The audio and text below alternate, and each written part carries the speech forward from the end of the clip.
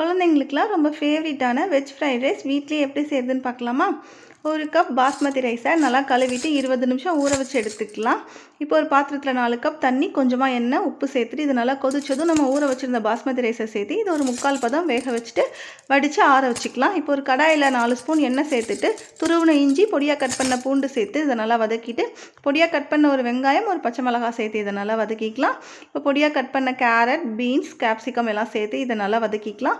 காய்க்கு தேவையான உப்பு சேர்த்து இதை நல்லா வதக்கிட்டு பொடியாக கட் பண்ண கேபேஜும் சேர்த்துக்கலாம். ஒரு ஸ்பூன் சோயா சாஸ், ஒரு ஸ்பூன் டொமேட்டோ சாஸ் சேர்த்துக்கலாம். ஹை ஃப்ளேம்லேயே வச்சு வதக்கணும். நம்ம ஏற்கனவே வடித்து ஆற வச்சுருந்த பாஸ்மதி ரைஸையும் சேர்த்துட்டு இதை நல்லா மிக்ஸ் பண்ணிக்கலாம். உப்பு கரெக்டாக இருக்கான்னு செக் பண்ணிக்கோங்க, பத்தலைனா சேர்த்துக்கலாம். லாஸ்ட்டில் மிளகுத்தூள் சேர்த்துட்டு பொடியாக கட் பண்ண ஸ்ப்ரிங் ஆனியனும் சேர்த்துட்டு நல்லா ஹை ஃப்ளேம்லேயே ஒரு நிமிஷம் நல்லா மிக்ஸ் பண்ணி எடுத்துட்டோம் அப்படின்னா சூப்பர் டேஸ்டியான வெஜ் ஃப்ரைட் ரைஸ் ரெடி ஆயிரும். Happiness is home made. Thank you.